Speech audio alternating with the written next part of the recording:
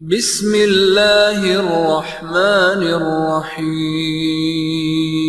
السلام علیکم ورحمۃ اللہ وبرکاتہ۔ الحمدللہ رب العالمین، والصلاۃ والسلام علی اشرف الانبیاء والمرسلین نبینا محمد وعلی آلہ واصحابہ اجمعین وبعد۔ برادران اسلام، دینی و دلی بھائیوں، نوجوان دوستوں، احباب و بزرگوں، قابل احترام ماں اور بہنوں، عزیز بچوں، اللہ کی توفیق سے، اس کی نصرت سے شرح السنہ امام ببہاری رحمۃ اللہ علیہ کی جو عقیدہ اہل سنت سے متعلق مشہور زمانہ کتاب ہے، اس کے درس کا سلسلہ جو چل رہا ہے، اس کی آج کی جو کڑی ہے، اس میں ہم اور آپ حاضر ہوئے ہیں۔ اللہ سے دعا کریں کہ اللہ تعالی ہمیں اور آپ کو عقیدہ اہل سنت اور اس کے اجزاء، اس کے گوشوں اور اس کے پہلوؤں کو دلائل کے ساتھ سمجھنے کی توفیق عطا فرمائے، اور اللہ عز و جل ہم سبوں کو اس عقیدے پر عمل کرنے، اسی پر جینے اور اسی پر مرنے کی توفیق عطا فرمائے، آمین یا رب العالمین۔ ہم نے آپ نے پچھلے درس میں جو کچھ پڑھا ہے، آخری وہ یہ تھا کہ جماعت کو لازم پکڑنا چاہیے، جماعت کا معنی کیا ہے، ایسے ہی اخیر میں جماعت کی بنیاد کیا ہے، جماعت کی بنیاد کیا ہے۔ جماعت کی بنیاد صحابہ کرام ہیں، جیسے صحابہ کرام نے زندگی گزاری ویسے ہی ہم زندگی گزاریں گے تو جماعت کہلائیں گے، اور اگر اس سے ہٹ کر کے کوئی نیا راستہ اختیار کریں گے تو جماعت سے نکل کر فرقے میں داخل ہو جائیں۔ یہ ہم لوگوں نے سرسری طور پر پچھلے درسوں میں پڑھا ہے۔ آج جو ہے آپ کے سامنے جو بات آنی ہے وہ یہ ہے کہ اسی گفتگو کے اخیر میں مصنف رحمۃ اللہ علیہ نے یہ کہا تھا کہ جو صحابہ کرام کی راہ پر چلے گا وہ اہل السنت میں شامل ہوگا، جماعت میں شامل ہوگا، اور جو صحابہ کرام کے راستے سے ہٹ جائے گا، ان سے ایمان، عقیدہ، عبادات، طور طریقہ نہیں حاصل کرے گا، نہیں سیکھے گا، نہیں لے گا، بلکہ کسی اور راستے سے، کسی اور سورس سے ان تمام چیزوں کو حاصل کرنے کی کوشش کرے گا، اس کی کیا حالت ہوگی؟ فقد ضل وابتدع، وہ گمراہ ہو جائے گا اور بدعت کے راستے پر چل پڑے گا، بدعت کی راہ پر چل پڑے گا۔ یہ بات مصنف رحمۃ اللہ علیہ نے کہی تھی، اور اخیر میں اللہ کے نبی علیہ الصلوۃ والسلام کی حدیث کا وہ ٹکڑا ذکر کیا تھا، وَكُلُّ بِدْعَةٍ ضَلَالَةٍ، ہر بدعت گمراہی ہے، ہر گمراہی جہنم میں لے جانے والی ہے، اور ایسے ہی ہر بدعت بھی اور تمام بدعتی بھی جہنم کے حقدار ہیں، مستحق۔ یہ بات اخیر میں کہی تھی۔ یہ جو آخری ٹکڑا ہے بدعت سے متعلق، یہ آپ کے سامنے ابھی گفتگو کرنا باقی ہے۔ انشاءاللہ تبارک و تعالیٰ آج کے اس درس میں اس بقیہ مادہ حصے پر ہم گفتگو کریں گے۔ اللہ سے دعا ہے کہ اللہ عز و جل ہمیں بدعت کے اس پہلو پر، جب ہم نے سنت، اہل سنت، جماعت کی بنیاد، ان تمام چیزوں کو سمجھ لیا، تو اب ہمیں یہ سمجھنا ہے کہ اس راستے سے ہٹیں گے تو بدعت کے راستے پر چلے جائیں گے۔ بدعت کیا ہے اور اس کی حقیقت کیا ہے، اس کے بارے میں وعیدیں کیا ہیں، یہ ساری باتیں انشاءاللہ تبارک و تعالیٰ آج ہونی ہے، اور پھر یہ سلسلہ آگے بڑھے گا۔ بدعت کے سلسلے میں سب سے پہلی بات تو ہمیں یہی جاننا ہے کہ بدعت کہتے کس کو ہیں، بدعت کس کو کہتے ہیں، بدعت کی ڈیفینیشن کیا ہے، بدعت کی تعریف کیا ہے، کیونکہ حقیقت میں بدعت کے معنی ہی کو سمجھنے میں بہت زیادہ الجھن کے لوگ شکار ہیں۔ لوگ بدعت کا معنی نہیں سمجھتے، بدعت کا معنی نہیں جانتے، الا ماشاء اللہ، الا من رحم اللہ، ورنہ عام طور پر بدعت کا معنی لوگ نہیں جانتے۔ ایک طبقہ ایسے لوگوں کا ہے جو ہر نئی چیز کو بدعت سمجھتا ہے۔ اگر آپ کہیں کہ بھائی مثال کے طور پر عملی بدعت میں جو عمل میں اندر جو بدعت شامل ہو گئی ہے، ان بدعت کی بات کریں جو عام طور پر عوام الناس کے بیچ میں معروف ہیں، جیسے زبان سے نیت کرنا، نیت کرتا ہوں میں 4 رکعت 2 رکعت فلاں نماز کی، فلاں امام کے پیچھے وغیرہ، یہ جو زبان سے نیت، چاہے روزے کا مسئلہ ہو یا ایسے اعتکاف کا مسئلہ ہو اور دیگر عبادات کا مسئلہ ہو، جب ہم کہتے ہیں کہ یہ بدعت ہے، اس لیے کہ زبان سے نیت کرنے کا ثبوت اللہ کے نبی علیہ الصلوۃ والسلام سے نہیں ہے، اور آپ کی دین میں، آپ کی سنت میں اس کی کوئی اصل نہیں ہے، کوئی بنیاد نہیں۔ یا ایسے ہم کہتے ہیں مثال کے طور پر کہ اذان شروع ہونے سے پہلے جو درود پڑھی جاتی ہے اس کی اللہ کے دین میں کوئی بنیاد نہیں، بدعت۔ ظاہر سی بات ہے، اذان کہاں سے شروع ہوتی ہے؟ اللہ اکبر شروعات ہوتی۔ اب کوئی اذان کی شروعات سے پہلے اللہ کے نبی علیہ السلام کو درود پڑھنا شروع کر دے، اللہم صلی علی محمد وعلی آل محمد، اور پھر اس کے بعد کیا کرے؟ درود کے بعد اذان کی کلمات بولے۔ ظاہر سی بات ہے کہ اذان کی کلمات مکمل ہونے کے بعد اللہ کے نبی علیہ السلام نے درود سکھایا ہے اور اذان کے بعد کی دعا سکھلائی ہے، لیکن اذان سے پہلے تو کوئی درود نہیں سکھایا، اس لیے بدعت ہے۔ یا ایسی اور بھی جو بدعتیں ہیں، بہت ساری بدعتیں ہیں، تفصیلات میں نہیں جانا ہے۔ الغرض بتانا یہ کہ جب اس طرح کی بدعتوں پر جب نکیر کی جاتی ہے، یعنی لوگوں کو منع کیا جاتا ہے، سمجھایا جاتا ہے کہ غلط ہے، بدعت ہے، تو ہمارے بات بھائی کیا کہتے ہیں؟ یا ایسی اور جو ماہانہ بدعتیں، جیسے ابھی میلاد کی بدعت آ رہی، میلاد نبی صلی اللہ علیہ وسلم، سفر میں بدعت تھی، ایسے ہی شعبان کے اندر بدعت، ایسی ساری بدعت کے بارے میں جب سمجھایا جاتا ہے تو لوگ کیا کہتے ہیں؟ لوگ کہتے ہیں کہ اگر ایسی بات ہے کہ یہ اللہ کے نبی کے زمانے میں یہ کام نہیں ہوتا تھا اور یہ بدعت ہے، تو پھر آج کل کے وسائل بھی بدعت، یہ ایئر کنڈیشن استعمال کرنا بدعت ہے، پنکھے استعمال کرنا بدعت ہے، گاڑیوں پر چلنا بدعت ہے، ہوائی جہازوں پر سفر کرنا، اس طرح کی باتیں کرتے ہیں۔ نہایت ہی نادانی اور جہالت کی باتیں کرتے ہیں، جذبات کی باتیں بھی ہوتی ہیں جو لوگ نہیں سمجھتے اور اس طرح کی باتیں کرنا شروع کر دیتے ہیں۔ اور یہ عوام کی بات نہیں ہو رہی، عوام تو معذور ہے میرے بھائیوں، عوام معذور ہوا کرتے ہیں کیونکہ انہیں علم نہیں دیا گیا، نہیں بتایا گیا۔ لیکن جرم کس کا ہے؟ ذمہ داری کس کی ہے؟ مسئولیت کس کی ہے؟ جو علماء کہلاتے ہیں، جو اپنے عوام کے قائدین کہلاتے ہیں، پیشوا کہلاتے ہیں، جن کے سروں پر، جن کی گردنوں پر مسئولیت ہے، ریسپانسبلٹی، ذمہ داری ہے، ان کا مسئلہ ہے کہ وہ غلط رہنمائی کرتے ہیں یا صحیح معنوں میں رہنمائی نہیں کرتے، اپنی ذمہ داریاں نہیں سمجھتے۔ تو ایک طبقہ ایسا بھی جو بدعت سمجھایا جائے کہ بدعت ہے، یہ غلط ہے، تو کہتے ہیں کہ یہ سب بدعت، اس طرح کی باتیں کرتے ہیں۔ بہرحال میرے بھائیوں، تو بدعت کیا ہے؟ بدعت دین کے اندر ہوتی ہے۔ دنیا میں آپ جتنی بدعتیں نکال سکتے ہیں نکالیے، گاڑی نکالی، ایئر کنڈیشن نکالا، جہاز نکال لی، اللہ تبارک و تعالیٰ نے لوگوں کو ذہن، دماغ، سمجھداری، وسائل عطا فرمائے، تو یہ سارے اسباب وسائل وجود میں آ گئے، اور دنیا میں جتنی نئی ایجادات کر سکتے ہیں کریں، لیکن مسئلہ ہے دین کا۔ بات کس کی ہو رہی؟ دین کی بات ہو رہی ہے۔ اللہ کے کلام میں، اللہ کے نبی کے فرمان میں، اللہ کے نبی کی سنتوں میں، اللہ تبارک و تعالیٰ کے اتارے ہوئے دین میں، شریعت میں کوئی نئی چیز نکالنا دین کے مکمل ہو جانے کے بعد یہ بدعت ہے۔ دین مکمل ہو چکا ہے، الیوم اکملت لکم دینکم کے ذریعے سے دین اسلام مکمل ہو چکا ہے۔ اللہ کے نبی علیہ السلام نے اپنی وفات سے پہلے آخری لفظ، آخری حرف جو کہہ دیا، ادا کر دیا، جو آپ نے عمل کر کے بتلا دیا، وہیں پر دین اسلام کمپلیٹ ہو گیا۔ اب اس میں کوئی نیا کام کیا جائے تو بدعت ہوگا، اس کے اندر کوئی تبدیلی کی جائے تو بدعت ہوگی، چاہے اصل میں بدعت ہو، چاہے وصف میں بدعت ہو۔ اصل اور وصف یہ سب بدعت کے سلسلے میں تفصیلات ہیں۔ اصل کا مطلب یہ ہوتا ہے کہ کوئی چیز ایک دم نئی نکالی جائے، اور وصف کسے کہتے ہیں؟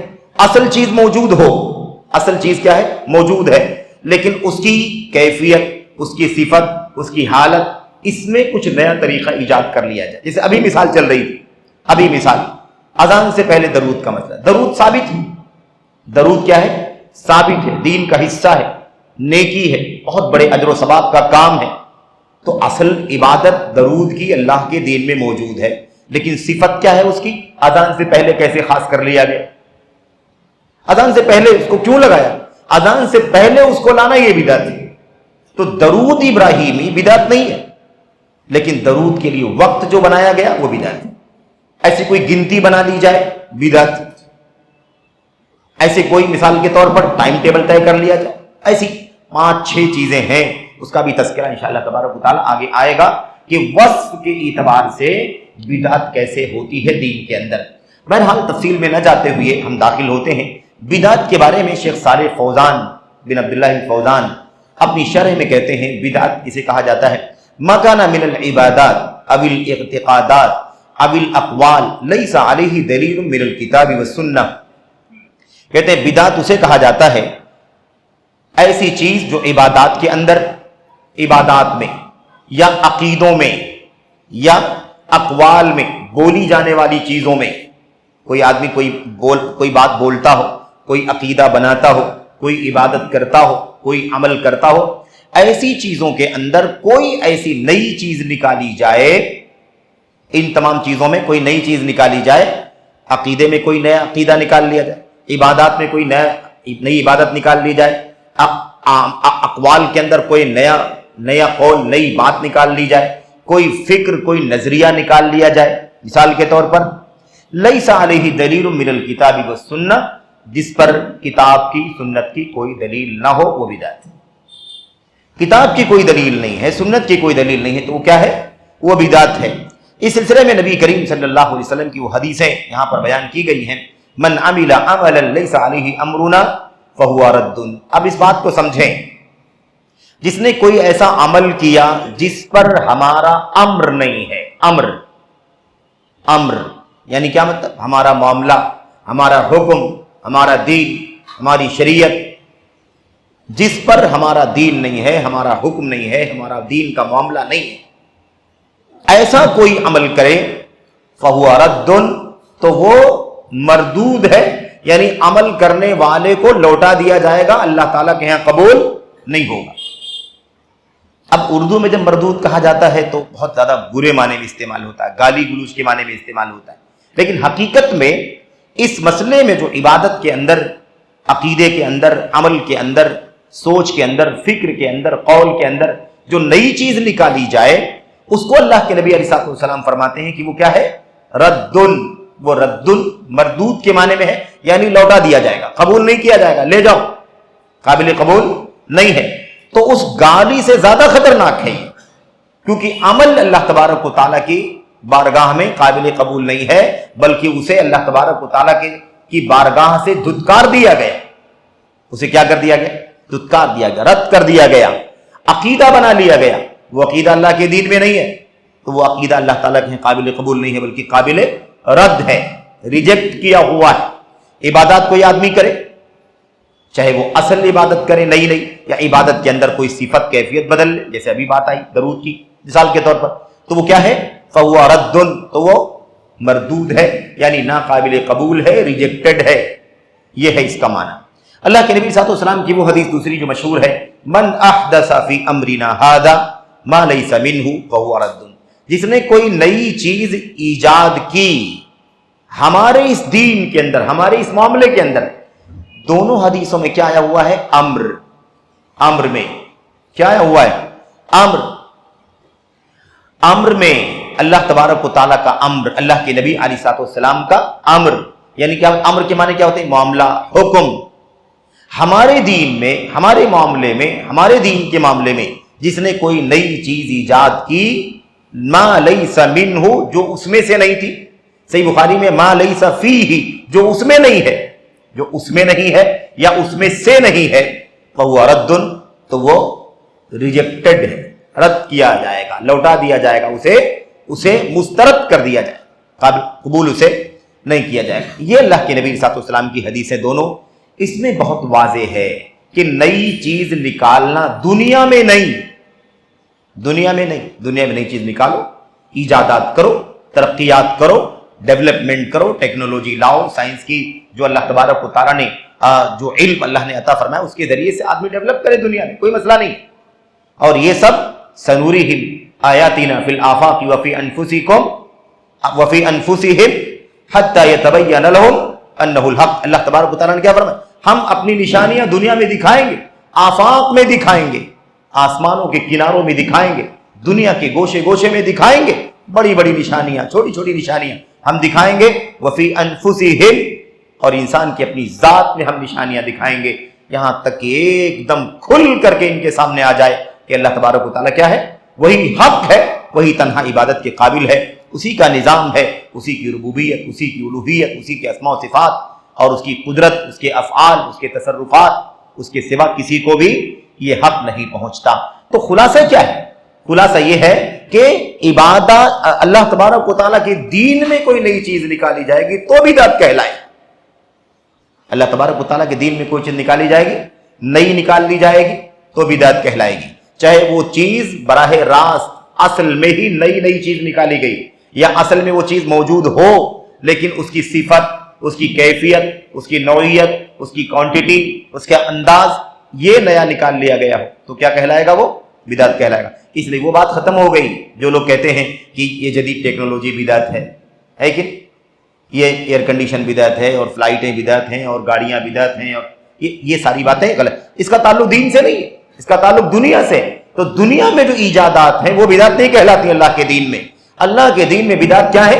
जो अल्लाह के दीन के अंदर नया तरीका निकाल लिया जाए वो बिदात। अब यहां थोड़ी सी मैं वजाहत ये करना चाहता हूं कि बिदात जो है वो इबादात के अंदर भी दाखिल होती है और आदात के अंदर भी दाखिल होती है। यानी एक चीज इबादत है, इबादत के अंदर कोई नई इबादत निकाल ली जाए तो बिदात है। लेकिन आदमी इबादत में कोई चीज ना निकाले, कोई ऐसी आदत बना ले जो अल्लाह तबारक व तआला के दीन में नहीं है। आदत, कोई तौर तरीका अपना, कोई रहन सहन, कोई चाल ढाल, कोई रवैया, कोई चलना फिरना, अगर कोई ऐसी चीज बना ले तो उसको भी बिदात। ये दो राय हैं, दो मौकिफ हैं अल्लाह तबारक व तआला के दीन में बिदात के सिलसिले में। अहले इल्म का, सलफ़ सालिहीन का एक तबका कहता है कि बिदातें सिर्फ और सिर्फ इबादात के अंदर होती, यानी इबादात, अकीदे, इसके अंदर बिदात होती, आदात के अंदर बिदात नहीं होती। और सलफ का दूसरा तबका कहता है कि नहीं, आदात के अंदर भी बिदात होती है। यानी कोई हमारा आपका अपना अमल, आदत जिसको हम कहते हैं, वो भी बिदात हो सकता है, हमेशा हो सकता है, या बाज रेगुलेशन, बाज उसूल ज़ाब्ते की बुनियाद पर हो सकता है। ये फर्क है। हमेशा हर आदत बिदात नहीं हो सकती है। कुछ उसूल हैं, कुछ ज़ाब्ते हैं जिसकी बुनियाद पर आदात भी बिदात में शामिल हो जाएंगी। आदात भी क्या हो जाएंगे? बिदात में शामिल हो जाएंगी। इसको अभी तफसील में हम नहीं जाना चाहते, इसे इस पर सिर्फ इत्तिफा करते हैं कि इसीलिए बिदात की दो डिफिनीशन सलफ़ सालिहीन करते रहे हैं। एक बहुत बड़े इमाम हैं, बहुत बड़े इमाम शातिबी रहमतुल्लाह अलैह, जिनकी मशहूर ज़माना किताब है अल-इअ्तिसाम लिश-शातिबी। छोटी के इमाम हैं, आलिम हैं, उन्होंने 2 जिल्दों में किताब लिखी अल-इअ्तिसाम के नाम से, और बहुत सारी किताबें हैं। उनकी एक मशहूर ज़माना किताब क्या है? अल-इअ्तिसाम। इस किताब के अंदर उन्होंने बिदात के बारे में बेइंतहा तफसीलात बयान फरमाई, बेइंतहा तफसीलात। उसी में बिदात की डिफिनीशन करते हुए वो कहते हैं, 2 डिफिनीशन करते हैं। एक डिफिनीशन तो ये है, कहते हैं बिदात कहते हैं तरीक़तुन फ़िद्दीन मुख्तरअतुन तुज़ाही अश-शरइय्या युक़सदु बिही सुलूक बिही युक़सदु बिस्सुलूक अलैहा मा युक़सदु बित्तरीक़ति अश-शरइय्या। एक डिफिनीशन ये है। बिदात किसे कहते हैं? कहते हैं बिदात दीन के अंदर नया ईजाद किया हुआ एक तरीका है। बिदात दीन के अंदर नया ईजाद करदा एक तरीका है जो शरीयत की बराबरी करता है, जो शरीयत की मुशाबहत करता है। शरीयत है नहीं, एक नया तरीका है, लेकिन वो किससे मिलता जुलता है? शरीयत से मिलता जुलता है। शरीयत की मुशाबहत उसके अंदर पाई जाती है। युक़सदु बिस्सुलूक अलैहा, उस नए तरीके पर, जो दीन में नया तरीका निकाला गया है, उस पर चलने का मकसद वही होता है जो असल शरीयत पर चलने का मकसद होता है। तो बिदात किसे कहते हैं? कहते हैं बिदात उस नए तरीकों को कहा जाता है जो दीन में नया नया ईजाद कर लिया गया है, जो शरीयत की बराबरी करता है, शरीयत की मुशाबहत करता है, उससे मिलता जुलता है। और उस नए तरीके पर चलने का मकसद ये होता है कि जैसे शरई तरीका, जो शरीयत का असल तरीका है, जो दीन है, बिदात नहीं है, उस पर चलने का जो मकसद होता है, वही मकसद किसका होता है? उस नए ईजाद करदा तरीके पर भी चलने का होता है। ये एक डिफिनीशन है। अब अगर इस डिफिनीशन को हम लेते हैं सलफ़ सालिहीन की, तो इसके अंदर आपको बताऊं मैं, इसके अंदर इबादात भी आ जाती हैं और आदात भी आ जाते हैं। क्योंकि क्या कहा? शरीयत पर चलने का जो मकसद होता है, शरीयत के तरीके पर चलने का जो मकसद होता है, वही मकसद उस नए ईजाद करदा तरीके पर चलने का भी होता है। अब उसके अंदर, शरीयत के अंदर इबादात भी है, और इबादात के अलावा भी कोई काम ईजाद किया जाएगा, आदात भी उसके अंदर क्या हो जाएंगी? शामिल हो जाएंगी। यह है एक डेफिनेशन जिसके अंदर इबादात और उसके साथ साथ आदात दोनों दाखिल होते हैं बिदअत के अंदर। बिदअत की दूसरी डेफिनेशन के अंदर थोड़ा सा डिफरेंस है। शुरू में वही है तरीक़तुन फ़िद्दीन मुख्तरअतुन तुज़ाही अश-शरइय्या युक़सद बिस्सुलूक अलैहा अल-मुबालगतु फी तअब्बुद लिल्लाहि सुब्हानहु व तआला। इसके अंदर इबादत खास कर दिया गया है। क्या? दीन के अंदर कोई नया तरीका जो शरीयत के से मिलता जुलता है, शरीयत की मुशाबहत अख्तियार करता है और उस पर चलने का मकसद वही होता है। क्या मकसद होता है? अल्लाह की इबादत में मुबालगा करना, अल्लाह की इबादत में मुबालगा करना मकसूद होता है। तो इस डिफिनीशन में इबादत को खास कर दिया गया है। इस तारीफ की सूरत में, इस डेफिनेशन की सूरत में बिदात के अंदर सिर्फ इबादत शामिल होगी। अगर कोई बिदात में नया तरीका इबादत में निकाला जाएगा तो बिदात कहलाएगा। कोई आदत नहीं निकल जाए जो सहाबे किराम के यहाँ आदत नहीं मौजूद थी, जो अल्लाह के नबी अलैहिस्सलाम की आदत में नहीं थी, जो ताबईन के यहाँ आदत में नहीं थी, अगर कोई ऐसी आदत वजूद में ले आई जाए, ईजाद कर ली जाए, तो वो भी क्या हो जाएगी? पहली डिफिनीशन के हिसाब से वो भी बिदात कहलाएगी, और दूसरी डिफिनीशन के हिसाब से वो बिदात नहीं कहलाएगा। आदत का मामला बिदात नहीं कहलाएगा, सिर्फ और सिर्फ इबादत का मामला बिदात कहलाएगा। इस सिलसिले में जो कुछ बहुत कुछ तफसीलात हैं तो उसमें अभी हम नहीं जाना चाहते, सिर्फ इतना हमें समझ के चलना है कि बिदात की डिफिनीशन सलफ सालिहीन के यहाँ दो पाई जाती है। एक का ताल्लुक सिर्फ इबादत से है, अकाइद से है, और दूसरे का ताल्लुक अकीदे के साथ, इबादत के साथ, आदात से भी है। आदात लोगों के आम जिंदगी के रहन सहन से भी बिदात का ताल्लुक है।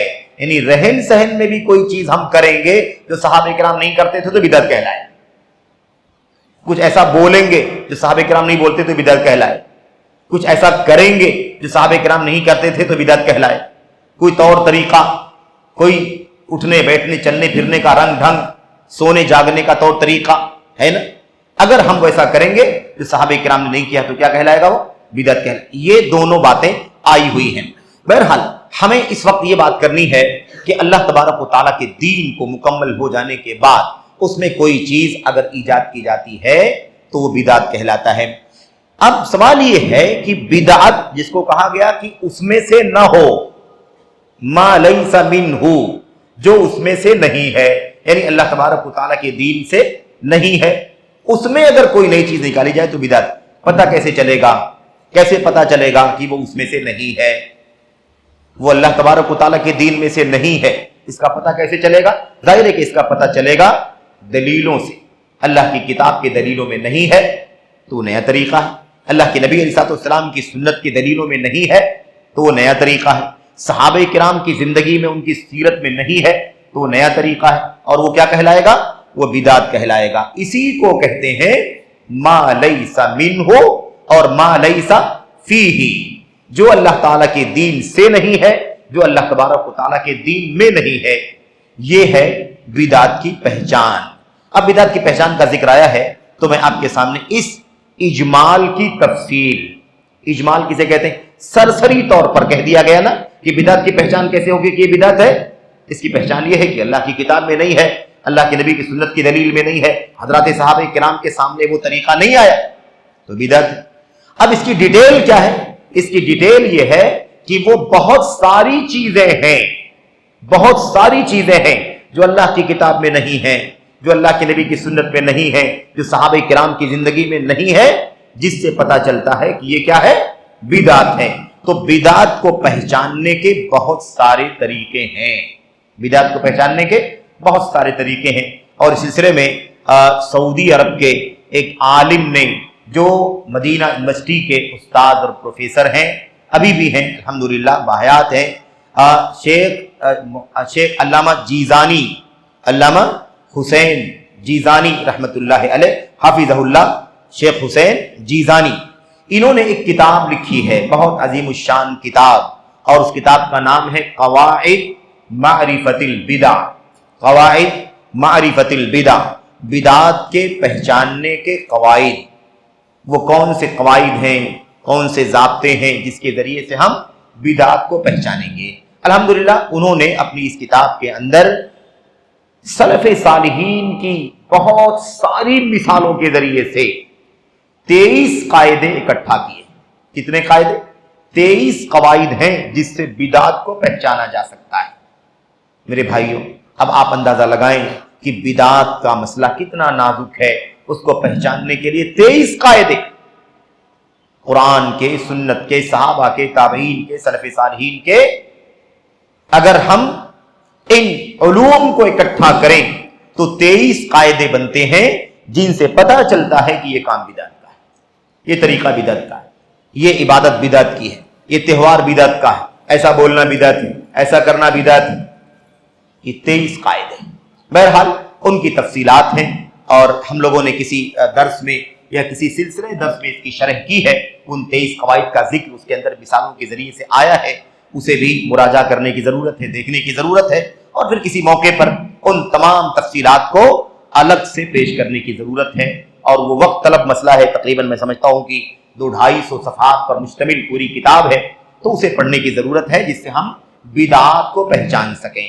اگر ہم نہیں پہچانیں گے تو بدعت پر سنت سمجھ کر کے عمل کرنا شروع کر دیں۔ سب سے بڑا مسئلہ یہی ہے۔ اگر ہم باطل کو نہ جانیں تو اسے حق سمجھ لیں، جھوٹ کو نہ جانیں سچ سمجھ لیں، گمراہی کو نہ جانیں تو اسے ہدایت سمجھ لیں۔ اس لیے ضروری ہے کہ ہم بدعات کو اور بدعات کے پہچاننے کے قواعد کو جانیں۔ اور بدعات کا تعلق عقیدے سے ہے، یہ عقیدے کا باب ہے، کیونکہ اللہ تبارک و تعالیٰ کے دین میں اضافہ ہے، نیا طریقہ ہے، نیا راستہ ہے، اس لیے ہمیں جاننا ضروری ہے۔ بہرحال خلاصہ کلام اجمالی طور پر، سرسری طور پر کیا ہے؟ بدعات کی پہچان یہ ہے کہ جس کی کوئی دلیل اللہ کی کتاب میں نہ ہو، اللہ کے نبی کی سنت میں نہ ہو، اللہ کے نبی کے اصحاب کے سامنے وہ چیز موجود نہ ہو، وہ کیا ہے؟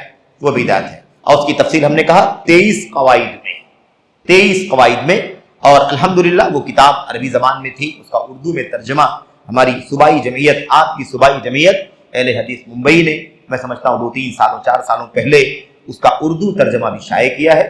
آپ سے گزارش ہے کہ اگر آپ عقیدے کے باب میں بدعات کو پہچاننے کے قواعد اگر جاننا چاہتے ہیں، اور یقیناً جاننا چاہیے تاکہ بدعات کو ہم پہچان لیں، ایسا نہ ہو کہ کوئی بدعت ہماری زندگی میں سنت بن کر کے داخل ہو جائے، نیکی بن کر کے داخل ہو جائے۔ آگاہ رہنا ضروری، چوکنا رہنا ضروری ہے۔ اللہ کے نبی صلی اللہ علیہ وسلم نے چوکنا کیا تھا نا، ایاکم ومحدثات الامور، خبردار چوکنا رہنا، دیکھنا دین کے اندر نئی نئی باتوں سے بچنا، تو چوکنا رہنے کا حکم دیا نبی کریم صلی اللہ علیہ وسلم نے۔ تو ہماری ذمہ داری ہے میرے بھائیوں کہ ہم جانیں کہ بدعات کی حقیقت کیا ہے، اس کی پہچان کیا ہے، ایسا نہ ہو کہ وہ بدعتیں ہماری زندگی میں سنت اور نیکی بن کر کے داخل ہو جائیں اور ہمیں پتہ بھی نہ چلے، اس لیے ہمیں جاننا چاہیے۔ تو اردو میں وہ کتاب موجود ہے، اسے صوبائی جمعیت کے دفتر سے الحمدللہ حاصل کیا جا سکتا ہے۔ میں سمجھتا ہوں کہ ہمارے عزیز جانتے ہوں گے کہ وہ اس کی سافٹ کاپی ہے نا، جس کو PDF کی شکل میں جمعیت کی ویب سائٹ پر یا ایسے ہی دیگر راستوں سے آپ اسے حاصل کر سکتے ہیں۔ اللہ کے نبی علیہ الصلوۃ والسلام، اللہ تبارک و تعالیٰ نے قرآن کریم میں فرمایا الیوم اکملت لکم دینکم، آج کے دن میں نے تم پر تمہارا دین مکمل کر دیا۔ آج کے دن میں نے تم پر تمہارا دین دین مکمل ہو چکا ہے، دین مکمل ہو چکا ہے۔ مکمل ہونے کا معنی کیا ہے؟ مکمل ہونے کا معنی یہ ہے کہ اب کچھ بچا نہیں ہے کہ اس میں بڑھانے کی گنجائش، کمپلیٹ ہے، لبالب ایک دم بھر چکا ہے، فل، جو چاہیے تھا امت کے لیے، انسانیت کے لیے، اللہ تبارک و تعالیٰ نے اس دین کو کیا کر دیا ہے؟ مکمل کر دیا ہے، مکمل ہو چکا ہے۔ اب کمی نہیں ہے، نقص نہیں ہے کہ اس کو پورا کرنے کی ضرورت پڑ جائے، اس کو کمپلیٹ کرنے کی ضرورت پڑ جائے۔ اب اگر کوئی بھی نیا کام شروع کیا گیا تو کمپلیٹ کے بعد ایکسٹرا ہوگا، کمپلیٹ کے بعد کیا ہوگا؟ ایکسٹرا ہوگا، اور اگر ہم اس ایکسٹرا پر عمل کریں گے تو اس میں سے چھوٹ جائے گا، اس کا نقصان ہوگا۔ اس لیے کہ اسی میں تعلیم ہے، جو دین مکمل کر دیا گیا اسی میں اس بات کی تعلیم ہے کہ کوئی نیا طریقہ تمہاری زندگی میں نہیں آنا چاہیے۔ کسی مکمل دین کا حصہ ہے کہ کوئی نیا طریقہ عبادت کے نام پر، عقیدے کے نام پر، عمل کے نام پر، دین کے کسی بھی پہلو سے تمہاری زندگی میں نہیں آنا چاہیے۔ اگر آئے گا تو اس کمال کے خلاف ہوگا۔ اللہ تبارک و تعالیٰ نے مکمل کر دیا ہے۔ اور آپ کو شاید یاد ہو، اللہ کے نبی علیہ الصلوۃ والسلام کے اوپر جب یہ آیت کریمہ اتری تھی، الیوم اکملت لکم دینکم واتممت علیکم نعمتی ورضیت لکم الاسلام دینا، یہ آیت کریمہ اتری، اور یہ کب اتری تھی؟ حجۃ الوداع کے موقع پر، یوم الحج الاکبر، اس موقع پر یہ آیت کریمہ اتری تھی۔ نبی کریم صلی اللہ علیہ وسلم اپنی اونٹنی پر سوار تھے، ہے کہ نہیں؟ بہرحال تفصیلات میں نہیں جانا ہے۔ عمر بن خطاب رضی اللہ تعالی عنہ نے اس آیت کریمہ کی تلاوت سنی فبکا، رونے لگے۔ امام ابن جریر طبری رحمۃ اللہ علیہ نے اپنی تفسیر میں روایت نقل کی ہے کہ عمر بن خطاب رضی اللہ تعالی عنہ نے آیت کریمہ سنی کہ اللہ فرماتا ہے آج کے دن میں نے تمہارے لیے تمہارا دین مکمل کر دیا، کمپلیٹ کر دیا، نعمت کمپلیٹ کر دی، اور دین کو، اسلام کو دین کی حیثیت سے کیا کر لیا؟ تمہارے لیے پسند کر لی۔ جب یہ آیت کریمہ سنی تو رونے لگے، زار و قطار رونے لگے۔ اللہ کے نبی علیہ السلام نے عمر بن خطاب سے پوچھا ما یبکیک یا عمر، اے عمر کیوں رو رہے ہو؟ رونے کا سبب پوچھا۔ اللہ کے نبی علیہ السلام نے سبب کیا ہے؟ ما یبکیک، اللہ اکبر۔ وہ صحابہ تھے، علم کتنا ان کا گہرا تھا، بصیرت کتنی گہری تھی، انہوں نے دین کے مکمل ہونے کی خبر سنی تو رونا شروع کر دیا۔ کیوں؟ اس لیے کہ مکمل ہونے کا معنی انہوں نے سمجھا، ہم نے نہیں سمجھا۔ انہوں نے سمجھا تو ایک نکتہ بھی ایکسٹرا برداشت کرنے کو تیار نہیں ہوئے، اور ہم نے نہیں سمجھا۔ صبح شام نیا نیا کام نکلتا ہے، صبح شام نئی نئی عبادت، صبح شام نئی نئی باتیں، ثواب کے نام پر، اجر کے نام پر، نیکی کے نام پر، بھلائی کے نام پر، دنیا میں آخرت میں اجر ملے گا، اس نام پر صبح شام دین کے نام پر بدعت ایجاد ہو رہی ہے، اس لیے کہ ہم نے کمال کا معنی نہیں سمجھا۔ اگر ہم نے دین کے کمال کا معنی سمجھا ہوتا تو یہ بات طے ہو جاتی کہ اب نیا ایک نکتہ بھی دین کے نام پر بڑھایا نہیں جا سکتا ہے۔ عمر بن خطاب رونے لگے۔ اللہ کے نبی نے پوچھا کیوں رو رہے ہیں؟ ما یبکیک یا عمر، عمر بن خطاب رضی اللہ تعالیٰ عنہ نے کہا ابکانی انا کن، اچھی طرح سننا، ابکانی انا کننا فی زیادت من دیننا فاما اذا اکمل لنا الدین فانه لم یکمل شیء الا نقص فقال صدقتا۔ نبی کریم صلی اللہ علیہ وسلم نے پوچھا کیوں رو رہے ہو؟ عمر بن خطاب نے کہا اللہ کے نبی علیہ السلام میرے رونے کی وجہ یہ ہے کہ اب تک مسلسل اللہ کا دین اتر رہا تھا، قرآن اتر رہا تھا، اللہ کی طرف سے آسمان سے وحی اتر رہی تھی، تو مسلسل ہمارے دین میں بڑھوتری ہو رہی تھی، اور دین مل رہا ہے، اور دین مل رہا ہے، اور دین مل رہا ہے، اور حلال و حرام کی تعلیم مل رہی ہے، اور عقیدے کی معلومات مل رہی۔ فی زیادت من دیننا، دین اسلام کے اندر مزید علم، مزید عقیدہ، مزید عبادات، مزید اعمال، مزید نیکیاں مل رہی ہیں، گناہوں کے کاموں سے مسلسل ہمیں آگاہی کی جا رہی ہے۔ لیکن اب جب اعلان ہو گیا کہ دین مکمل ہو چکا ہے تو مکمل ہونے کے بعد اب اور مکمل تو نہیں ہو سکتا، اضافہ نہیں ہو سکتا ہے، اب مکمل ہونے کے بعد کمی ہو سکتی ہے، اس میں اضافہ نہیں ہو سکتا۔ کہتے جب اذا اکمل، جب مکمل ہونے کا اعلان کر دیا گیا تو اب تو بڑھ نہیں سکتا ہے، اضافہ نہیں ہو سکتا ہے کہ اور اللہ کا دین اترے، جو ہونا تھا مکمل، جتنا مطلوب تھا اللہ نے مکمل کر دیا۔ اب سوائے نقص کے، سوائے کمی کے، سوائے خلل کے اب کچھ نہیں ہوگا۔ یہی ہے کمال کا معنی، انہوں نے سمجھ لیا کہ اب اس کے بعد مزید کی گنجائش نہیں ہے، اب جو کچھ ہوگا وہ کیا ہوگا؟ جو کچھ بھی ہوگا وہ نقص میں شامل ہوگا۔ تو اب اگر کوئی نیا طریقہ ایجاد کرتا ہے، بڑھانے کی کوشش کرتا ہے، تو وہ کیا ہو رہا ہے؟ اللہ کے دین میں نقص ہو رہا ہے، اللہ کے دین میں عیب لگ رہا ہے، اللہ تبارک و تعالیٰ کے دین میں خلل ثابت ہو رہا کہ کمی تھی تو پورا کر رہا ہے، کمی تھی تو مکمل کیا جا رہا، یہ میسج جاتا ہے، یہ نتیجہ نکلتا ہے۔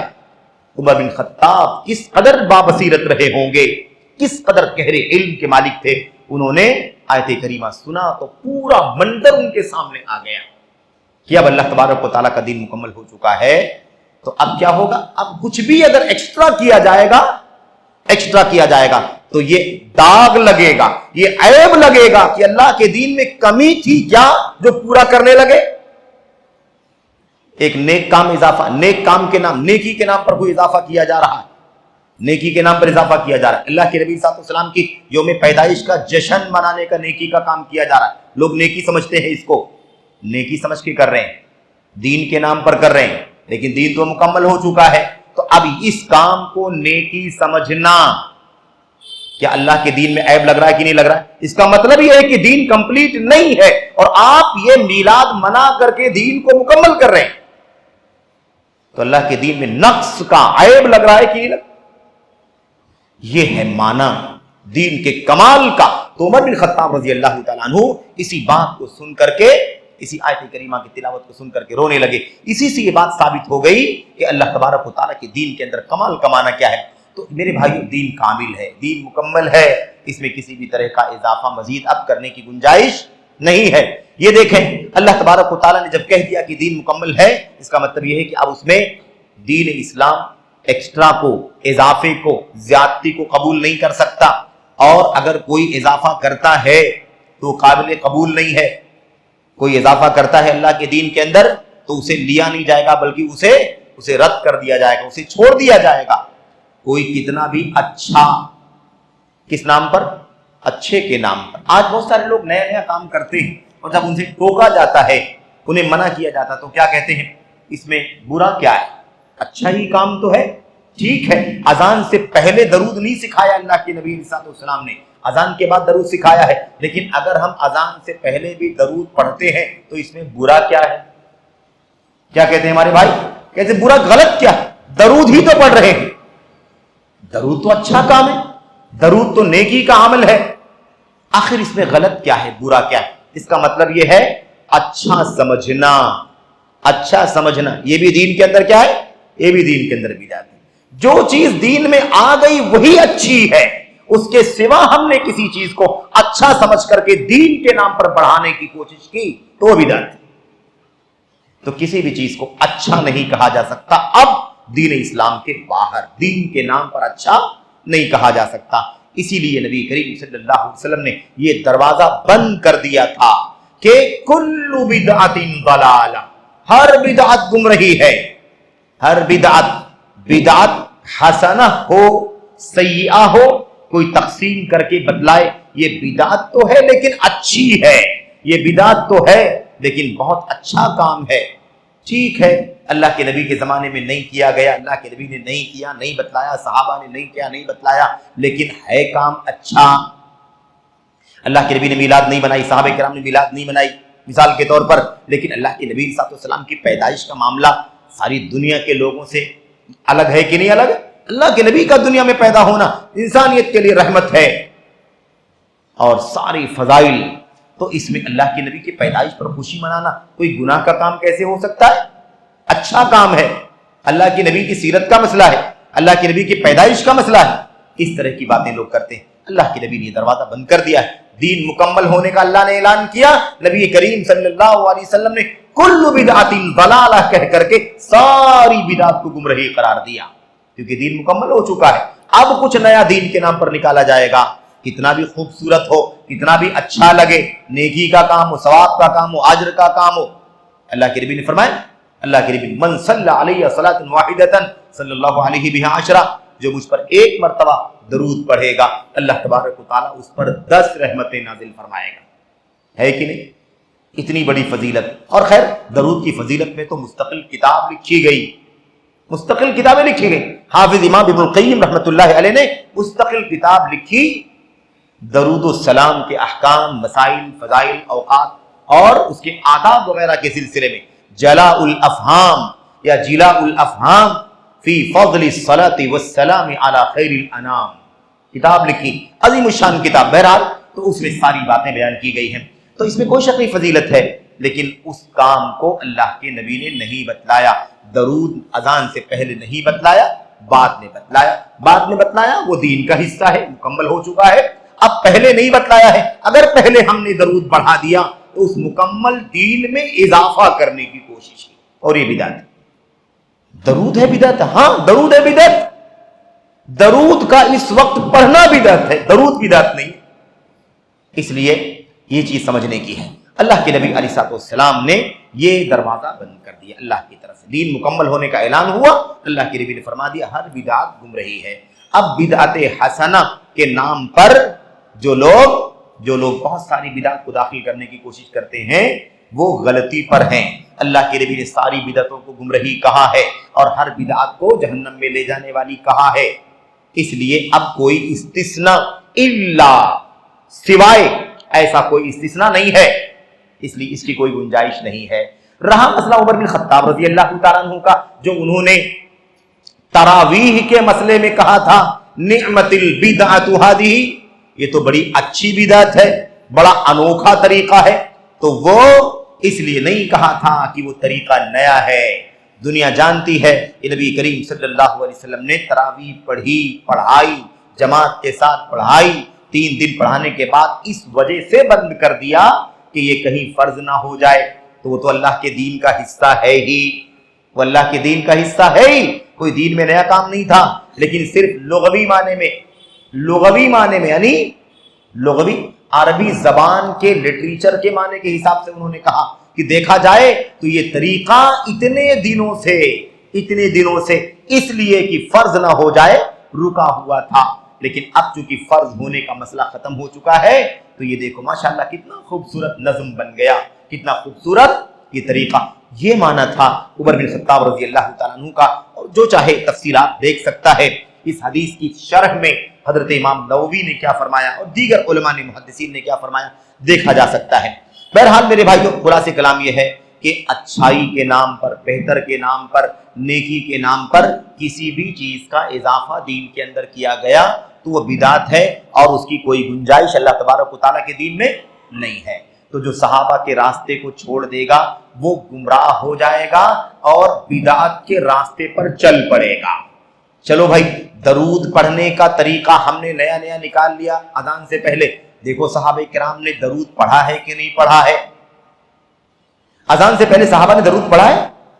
حضرات مؤذنین کی سیرت پڑھ لو، حضرت بلال رضی اللہ تعالیٰ عنہ مؤذن رسول تھے کہ نہیں تھے؟ حضرت ابو محذورہ رضی اللہ تعالیٰ عنہ مؤذن تھے کہ نہیں تھے؟ حضرت عبداللہ ابن ام مکتوم رضی اللہ تعالیٰ عنہ نابینا صحابی مؤذن تھے کہ نہیں تھے؟ ان صحابہ کی اذانیں ہمارے سامنے کتابوں کے اندر موجود ہے کہ نہیں موجود ہے؟ کیا ان صحابہ نے اذان سے پہلے اللہم صلی علی محمد وعلی آل محمد کیا پڑھا ہے؟ نہیں پڑھا۔ جو صحابہ کے راستے پر چلے گا وہ ہدایت پر رہے گا، وہی سے جماعت قائم ہوگی۔ جماعت کی بنیاد، سنت کی بنیاد صحابہ کرام، جو ان کے راستے سے ہٹ جائے گا وہ بدعت کے راستے پر چل پڑے گا۔ یہ ہے جو معنی چل رہا تھا۔ یہاں پر ایک بات آپ کے سامنے اور عرض کر دینی ہے، حالانکہ اس کا تذکرہ آگے آئے گا، کہ دیکھو جو بھی قوم کوئی نیا طریقہ نکالتی ہے نا، نیا طریقہ نکالتی ہے، بدعت نکالتی ہے، تو اس بدعت کی جگہ پر ایک سنت اٹھا لی جاتی۔ جہاں ایک بدعت آئے گی اس کی جگہ پر ایک سنت کیا ہو جائے گی؟ اٹھا لی جائے گی۔ ہمارے اسلاف کہا کرتے تھے، تابعین میں سے ایک چوٹی کے امام ہیں حسان بن عطیہ رحمت اللہ علیہ، وہ کہا کرتے تھے مبتدع قوم بدعۃ فی دینہم الا نزع اللہ من سنتہم مثلہا، کہتے تھے جو قوم بھی اللہ کے دین میں کوئی نیا طریقہ بدعت ایجاد کرتی ہے، جو قوم بھی ایجاد کرتی ہے، اس قوم سے اسی جیسی ایک سنت اللہ تبارک و تعالیٰ چھین لیتا ہے۔ یہ بدعت کا عذاب ہے، بدعت کی لعنت ہے کہ ہم نے ایک نیا کام کر کے اللہ تبارک و تعالیٰ کے ہاں ثواب حاصل کرنے کی کوشش کی، اس کی سزا یہ ملی کہ سنت اللہ تبارک و تعالیٰ نے اٹھا لی، جس پر صحیح معنوں میں ثواب ملتا ہے، جس پر صحیح معنوں میں ثواب ملتا، اجر ملتا ہے۔ بہرحال خلاصہ کلام یہ ہے کہ یہ ہے بدعت، اور بدعت میں کوئی بھی چیز اچھی نہیں ہے۔ یہی صحابہ کرام کا طریقہ ہے، اسی پر صحابہ کرام چلتے رہے، صرف اللہ کا کلام، صرف اللہ کے نبی کی سنت، کوئی نیا کام نہیں، کوئی نیا طریقہ نہیں، یہ صحابہ کرام کا طریقہ ہے۔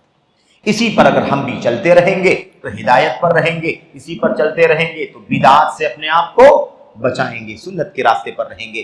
تو ہر بدعت گمراہی ہے، اس میں کسی بھی طرح کی کوئی گنجائش نہیں ہے۔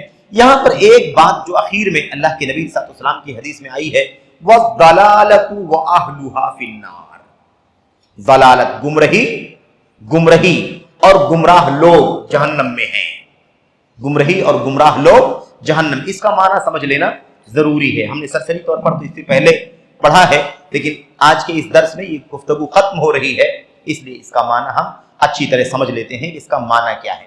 دیکھیے اب جو گمراہی ہے نا، ضلالت اور اہل ضلالت، گمراہی اور گمراہ لوگ، یہ گمراہی دونوں طرح سے ہو سکتی ہے۔ یہ گمراہی ہو سکتا ہے کسی انسان کو کفر و شرک تک پہنچا دے، اور ہو سکتا ہے کہ کفر و شرک تک نہ پہنچائے بلکہ وہ گناہ کی حد تک رہے، بڑے گناہ کی حد تک رہے، کبیرہ کی حد تک بھی رہے، لیکن وہ شرک اور کفر کے دائرے تک نہ پہنچے۔ دونوں کو گمراہی کہا جاتا ہے، دونوں کو گمراہی کہا جاتا ہے۔ گمراہی کا مطلب ہے راہ حق سے، راہ ہدایت سے بھٹک جانا، دائیں طرف مائل ہو جانا، بائیں طرف مائل ہو جانا، یہ ہے گمراہی۔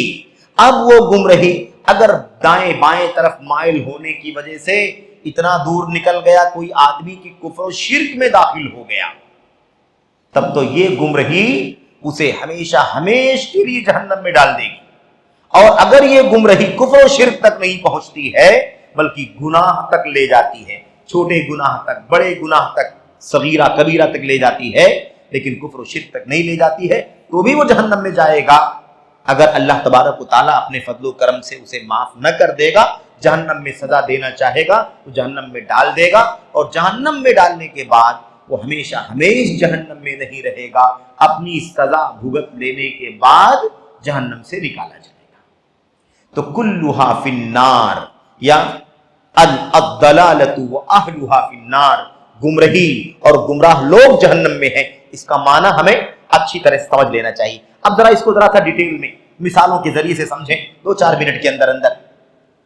دیکھیے، جو آدمی ایسا گمراہ ہو جائے، ایسی بدعت میں پڑ جائے، ہر بدعت گمراہی ہے، اب ایسی بدعت میں پڑ گیا ہے، ایسی گمراہی میں پڑ گیا ہے جو اس کو کفر و شرک تک پہنچا رہی ہے، کفر و شرک تک پہنچانے والی بدعت میں پڑ گیا، تو کفر و شرک تک پہنچانے والی بدعت کہاں لے جائے گی اس کو؟ جہنم میں، لیکن جہنم میں ہمیشہ ہمیشہ کے لیے ڈال دے گی، ہمیشہ ہمیشہ کے لیے جہنم میں ڈال دے گی۔ مثال کے طور پر شیخ صالح فوزان ہی مثال دیتے ہیں، کہتے ہیں ایسا آدمی جو کفر و شرک تک لے جانے والی بدعت میں پڑ جائے گا وہ ہمیشہ ہمیشہ جہنم میں رہے گا، یعنی کافر ہو جائے، کفر و شرک تک پہنچ گیا تو کافر ہو، اور دنیا میں توبہ کیے بغیر اسی کفر و شرک کی حالت میں اس کی موت ہو گئی تو وہ ہمیشہ ہمیشہ کے لیے جہنم رسید ہو جائے گا۔ جیسے مثال کہتے ہیں، مثال کے طور پر کوئی مردوں سے فریاد کرے، مردوں سے کیا کرے؟ فریاد، استغاثہ بالاموات، مردوں سے فریاد، اولیاء سے، صالحین سے، نبیوں سے کیا کرے؟ رسولوں سے کیا کرے؟ بزرگوں سے کیا کرے؟ فریاد کرے، اپنی مصیبتوں میں ان سے مدد مانگے، ہے نا، ڈوب رہا ہے مدد مانگے، آگ لگ گئی ہے مدد مانگے، طوفان آ گیا ہے مدد مانگے، سونامی میں پھنس گیا ہے مدد مانگے، کس سے؟ مردوں کو پکارے، فریاد کرے مردوں سے۔ اب یہ بدعت ہے، اور یہ بدعت کتنی خطرناک بدعت ہے، اس بدعت کے ذریعے سے انسان اسلام سے باہر نکل جائے گا، کفر میں چلا جائے گا، کیونکہ سراسر کیا ہے؟ یہ سراسر شرک ہے، کیونکہ فریاد کس سے ہوگی؟ اللہ تبارک و تعالیٰ سے فریاد ہوگی۔ اور کیا ہے؟ مثال کے طور پر مردوں کو پکارنا، مردوں سے دعائیں کرنا، مردوں کو آواز دینا، مردوں کو آواز دینا، ان سے لو لگانا، ان سے مدد کے لیے انہیں آواز دینا، یہ سارے کام کیا ہیں؟ ایسے غیر اللہ کے لیے ذبح کرنا، کسی قبر پر، کسی مزار پر لے جا کر کے کوئی جانور چڑھائے، جانور ذبح کرے، چڑھاوا چڑھائے، ہے نا، مرغا چڑھائے، بکرا چڑھائے، کبوتر، کوئی بھی مثال کے طور پر، ہے نا، مردوں کے لیے ذبح کرنا، ہے نا، چاہے قبروں پر لے جائے، مزاروں پر لے جائے، یا نہ بھی لے جائے، یہیں پر ذبح کرے، کس کے نام سے ذبح کرے؟ غیر اللہ کے لیے ذبح کرے، کسی ولی کے لیے، کسی نبی کے لیے ذبح کرے، کسی فرشتے کے لیے، جن کے لیے ذبح کرے، یہ سب کیا ہے؟ یہ سب بدعتیں ہیں، اور یہ بدعتیں کون سی گمراہی میں ہیں؟ یہ ہمیشہ ہمیشہ کے لیے جہنم میں لے جانے والی بدعت ہیں۔ ایسے غیر اللہ کے لیے نظر مانے، غیر اللہ کے لیے نظر مانے، میرا یہ کام ہو جائے گا تو میرا یہ کام ہو جائے گا، میرا بچہ کامیاب ہو جائے گا، میں شفا یاب ہو جاؤں گا، میری بیوی شفا یاب ہو جائے گی، مثال کے طور پر میرا فلاں ٹارگٹ پورا ہو جائے گا تو میں نظر مانتا ہوں کہ فلاں بزرگ کی قبر پر جا کر کے فلاں جانور ذبح کروں، غیر اللہ کی نظر مانا، غیر اللہ کی نظر، یہ کیا ہے؟ کفری عقیدہ۔ یہ سارے اس قسم کی بدعتیں کیا ہیں؟ سب کفریہ بدعتیں ہیں، یہ بدعتیں ہیں، لیکن یہ بدعتیں کفریہ، کفر تک لے جانے والی بدعتیں، انہی کو بدعات مکفرہ کہا جاتا ہے، ایسی بدعتیں جو کافر بنا دینے والی بدعتیں۔ اچھا، اسی میں اور بھی کچھ چیزیں ہیں، مثال کے طور پر اللہ تبارک و تعالیٰ کے اسماء و صفات کی نفی کرنا۔ اللہ تبارک و تعالیٰ کے نام ہے کہ اللہ کے نام ہے الرحمن الرحیم، ہے کہ نہیں؟ ایسے ہی صفات، اللہ رحم کرنے والا ہے، اللہ تعالیٰ بخشنے والا ہے، اللہ تبارک و تعالیٰ ذاتی صفات، اللہ تبارک و تعالیٰ کے ہاتھ ہیں، اللہ تبارک و تعالیٰ کی کیا ہے؟ اللہ تبارک و تعالیٰ کی پڈلی ہے، اللہ تبارک و تعالیٰ اترتا ہے، اللہ تبارک و تعالیٰ آتا ہے، اللہ تبارک و تعالیٰ غضبناک ہوتا ہے، اللہ تبارک و تعالیٰ محبت، مثال کے طور پر یہ ساری چیزیں. اللہ تبارک و تعالیٰ بلند ہے، عرش پر مستوی، یہ ساری صفات. اللہ کے اسماء اور صفات کا انکار کرنا یہ بدعت، یہ بھی کیا ہے؟ بدعت. اور یہ ایسی بدعت ہے جس کا تعلق عقیدے سے اللہ تبارک و تعالیٰ کے بارے میں ہے نا میرے بھائیوں. یہ ایمان سے متعلق بدعتیں، اللہ تبارک و تعالیٰ کے اسماء و صفات کا انکار کرنا. جیسے فرقہ ہے جہمیہ فرقہ، پرانا فرقہ ہے، لیکن وہ فرقہ اس نام سے آج نہیں ہے دنیا میں، لیکن یہ عقیدہ دنیا میں آج بھی پایا جاتا ہے. یہ عقیدہ دنیا میں آج بھی پایا جاتا ہے. اس لیے جہمیہ فرقہ کا یہ عقیدہ ہے، اور جو بھی اس عقیدے پر چلیں وہ سب کے سب اسی بدعت میں شامل ہوں گے. اور یہ بدعت کفریہ بدعت ہے. یہ اللہ تعالیٰ کی اسماء و صفات کا انکار کرتے ہیں. اب اگر کوئی اللہ تبارک و تعالیٰ کے اسماء کا انکار کرے، صفات کا انکار کرے، ہے نا، تو کیا ہو جائے گا؟ وہ دائرہ اسلام سے باہر، کافر ہو جائے گا. اس لیے جہمیہ کو امت کے ائمہ اور علماء کافر کر ڈالتے، کافر کہتے تھے. امت کے ائمہ نے جہمیہ فرقے کو کیا کہا ہے؟ کافر قرار دیا، تکفیر کی ہے. یہ فرقہ کافر ہے. کیوں؟ اس لیے کہ یہ لوگ اللہ تبارک و تعالیٰ کے اسماء و صفات کا انکار کرتے ہیں. اللہ تبارک و تعالیٰ کی ایک صفت کلام ہے. اللہ کی ایک صفت کیا ہے؟ کلام، بات کرنا. اللہ تبارک و تعالیٰ بات کرتا ہے، کلام کرتا ہے. کیسے کرتا ہے؟ جیسے اس کی شان ہے. ہماری طرح نہیں، فلاں کی طرح نہیں، فلاں کی طرح، کسی کی طرح نہیں. اللہ ہم میں سے کسی کی مثل نہیں ہے. اللہ تبارک و تعالیٰ اپنی ذات، اپنی شان، اپنے عظمت، اپنی سلطانی کے اعتبار سے جیسے اس کی شان ہے ویسے کلام کرتا ہے، بات کرتا ہے. اس لیے اب اگر کوئی مثال کے طور پر اللہ تبارک و تعالیٰ کے کلام کا انکار کر دے، اللہ کے کلام کا انکار کر دے، یا اللہ تبارک و تعالیٰ کے کلام کو مخلوق کہہ دے. قرآن کریم اللہ کا کلام ہے کہ نہیں؟ قرآن کریم جب کہا جائے تو آپ کے ذہن میں وہ کاغذ، وہ جلد، وہ اینک نہیں آنا چاہیے. وہ معنی نہیں ہے، وہ تو مخلوق ہے ہی. کاغذ مخلوق ہے، اینک مخلوق ہے، لکھنے والا مخلوق ہے، پرنٹر مخلوق ہے، سب ٹھیک ہے اپنی جگہ پر. لیکن کلام جو اللہ تعالیٰ کا کلام ہے، الحمدللہ رب العالمین، یہ کلام، یہ بات جو اللہ تبارک و تعالیٰ کی، یہ کیا ہے؟ یہ اللہ تبارک و تعالیٰ کی صفت ہے. وَكَلَّمَ اللَّهُ مُوسَىٰ تَكْلِيمًا. اللہ تعالیٰ نے موسیٰ علیہ السلام سے کلام کیا، بات کی. ٹھیک ہے، تو اللہ کا کلام اللہ کی صفت ہے. اب اگر کوئی قرآن کریم جو اللہ کی صفت ہے اس کو مخلوق کہہ دے، تو اللہ تبارک و تعالیٰ کو مخلوق کہنا، اللہ کی صفت کو مخلوق کہنا کفری عقیدہ ہے کہ نہیں؟ کفری عقیدہ. تو ایسا عقیدہ رکھنے والا بھی کیا ہے؟ ایسا عقیدہ رکھنے والا بھی کافر ہو جائے گا. بہرحال میرے بھائیوں، اب یہ دیکھیے، یہ جو فرقہ جس کا نام آیا ابھی آپ کے سامنے ہے نا، جہمیہ فرقے کا، یہ جہمیہ فرقہ اللہ تبارک و تعالیٰ کے اسماء و صفات کا کیا کرتا ہے؟ انکار کرتا ہے. کہتا ہے کیسے اللہ تعالیٰ کے اسماء و صفات کو مان لیں؟ اگر مان لیں گے، اللہ دیکھنے والا، ہم بھی دیکھنے والے، اللہ سننے والا، ہم بھی سننے والے، اللہ تعالیٰ محبت کرتا، ہم بھی محبت کرتے، اللہ علم والا ہے، ہم بھی علم والے، اللہ اترتا ہے مان لے تو ہم بھی اترتے، اللہ بات کرتا تو ہم بھی. اس طرح کا عقیدہ وہ کہتے ہیں. اس لیے ہم سب کا انکار کرتے ہیں. کتنا خطرناک مسئلہ ہے بھئی. اللہ تبارک و تعالیٰ کی ذات پر ہمارا ایمان ہے کہ نہیں، کہ اللہ کی ایک ذات ہے؟ تو اللہ کی ذات ہے، وہ اللہ کی ذات ہمارے جیسی ہے؟ ہمارے جیسی تو نہیں ہے نا. کیسی اللہ کی ذات؟ جیسے اس کی شان ہے. تو جب اللہ کی ذات ہمارے جیسی نہیں ہے، جیسے اللہ کی شان ہے ویسے اللہ کی ذات ہے اپنی شان کے مطابق، ایسے اللہ کی صفات ہے، اللہ کی صفات اللہ کی شان کے مطابق ہے. جب اللہ کی ذات ہمارے جیسی نہیں ہے تو اللہ کی صفات بھی ہمارے جیسی نہیں. جیسے اللہ کی ذات پر ہمارا یقین اور ایمان ہے، ایسے اللہ کی صفات پر ہمارا ایمان ہونا چاہیے کہ نہیں ہونا چاہیے. لیکن اگر اس کا انکار کیا جائے، کہا جائے اللہ تعالیٰ کے اسماء و صفات کو ہم نہیں مانتے، انکار کرتے ہیں، تو یہ بھی کیا ہے؟ یہ ایسی بدعت ہے جو انسان کو کافر بنا دیتی ہے. یہ مسئلہ بہت نازک ہے.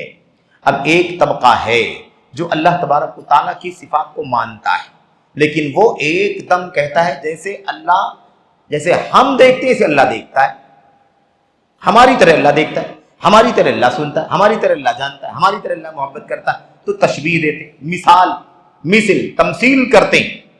اب یہ تمثیل کرنے والا ایک فرقہ ہے، تشبیہ دینے والا ایک فرقہ، اور ایک فرقہ کیا ہے؟ انکار کرتا ہے. دو کے دونوں گمراہی پر ہیں. دو کے دونوں کیا ہیں؟ گمراہی پر ہیں. اس نے انکار کر دیا، کفر میں چلا گیا، اور اس نے بندے کے اللہ تبارک و تعالیٰ کو اللہ کی مخلوق جیسا بنا دیا، اللہ کی مخلوق جیسا بنا دیا. اسی دونوں بدعقیدگی کو اب آپ بتائیے اگر اللہ تبارک و تعالیٰ کے بارے میں کوئی کہے کہ اللہ کی کوئی صفت نہیں، ساری صفات کا انکار کر دے، اللہ تعالیٰ بغیر صفات کے ہو، تو اللہ تبارک و تعالیٰ بغیر صفات کے اگر ہو جائے تو اللہ تبارک و تعالیٰ باقی بچے گا؟ یعنی اللہ کی وجود کا ہی انکار ہو جائے، اللہ تبارک و تعالیٰ کے وجود کا کیا ہوگا؟ انکار۔ اسی لیے ہمارے سلف امام ابن تیمیہ رحمۃ اللہ علیہ کہتے ہیں، اسلاف بعض سلف کہا کرتے تھے کہ المعطل یعبد عدما والممثل یعبد صنما۔